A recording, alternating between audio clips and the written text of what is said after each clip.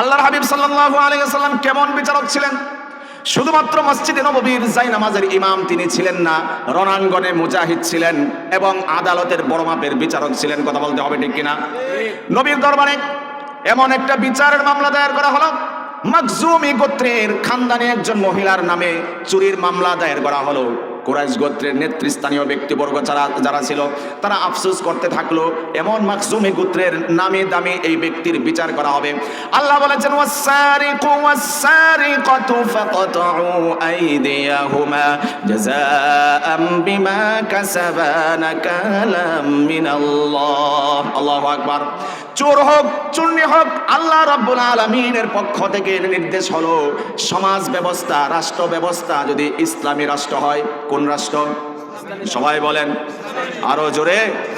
ইসলামী রাষ্ট্র ব্যবস্থা যেখানে কায়েম আর দায়েম রয়েছে, ওখানে যদি কেউ চুরি করে, চোর হোক চুন্নি হোক, হাত কেটে দিতে হবে। আদেশ করেছেন কে? আল্লাহর আদেশ করেছেন। বিশ্ব নবীর কাছে এমন একজন চুন্নি মহিলার ব্যাপারে মামলা দায়ের করা হলো। মহিলার ব্যাপারে মামলা দায়ের করার পরে কুরাইশ গোত্রের ইজ্জত চলে যাওয়ার অবস্থা হলো। বলা বলি করতে আরম্ভ করলো, এই খানদানি গোত্রের মাখজুমি গোত্রের মহিলার পক্ষ হয়ে কে সুপারিশ করতে পারবে নবীর কাছে গিয়ে, যাতে করে বিচারটাকে মওকুফ করে দেওয়া হয়। কেউ সাহস করে না, কিন্তু বলা বলি করতে আরম্ভ করলো। অবশেষে কেউ কেউ বলতে আরম্ভ করলো, নবী করিম সাল্লাল্লাহু আলাইহি ওয়াসাল্লামের ঘনিষ্ঠ সাহাবী, অত্যন্ত স্নেহস্পদ সাহাবী উসামা ইবনে যায়েদ রাদিয়াল্লাহু তাআলা আনহু, সে ছাড়া আর কেউ তার পক্ষে সুপারিশ করতে পারবে না। তাকে বলা হলো, ওসামা নবীর কাছে গিয়ে এই মহিলার পক্ষে সুপারিশ করো, যাতে করে বিচার মওকুফ করে দেওয়া হয়। ওসামা হিম্মত করে, মনোবল নিয়ে, সাহস করে আল্লাহর হাবিব সাল্লাল্লাহু আলাইহি ওয়াসাল্লামের কাছে গিয়ে বলল, ইয়া রাসূলুল্লাহ, ইয়া হাবিবাল্লাহ, এই যে মাখজুমি গোত্রের মহিলা, তার ব্যাপারে চুরির মামলা করা হয়েছে, বিচারটাকে মওকুফ করে দিন। বিশ্বনবী বড় ব্যথিত হলেন, খুব কষ্ট পেলেন, আর ওসামাকে উদ্দেশ্য করে বললেন, আল্লাহ রাব্বুল আলামিন যে শরিয়ার নিয়ম চালু করে দিয়েছেন, তুমি কি তার বিরুদ্ধে সুপারিশ করার জন্য এসেছো?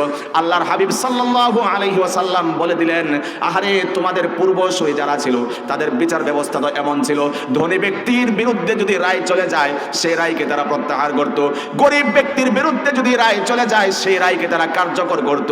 এই কারণেই তো তারা ধ্বংস হয়েছে।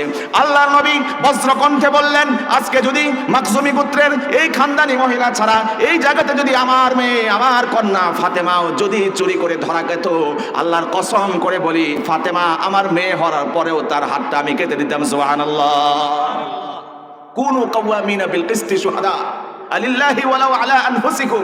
চলে যাক নিজের বিরুদ্ধে বিচার, চলে যাক বাবা মার বিরুদ্ধে বিচার, চলে যাক নিজের সন্তান সন্ততির বিরুদ্ধেও যদি চলে যায়, বিচার করতে হবে কার হুকুম অনুযায়ী?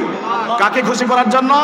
যদি এই সমাজ ব্যবস্থা কায়েম হয়ে যায়, আবরার ফাহাদের যারা হত্যাকারী বিচার হতো, এমনকি শ্রেষ্ঠ সন্তান বাঙালির শহীদ উসমান হাদির বিচারও আজ পর্যন্ত বাস্তবায়ন করা সম্ভব ছিল। কথা বলতে হবে ঠিক। এখন পর্যন্ত বলে খুঁজে পায় না, কেউ কয় বর্ডার ক্রস করে চলে গেছে, কেউ কয় আছে, কেউ কেউ নাই।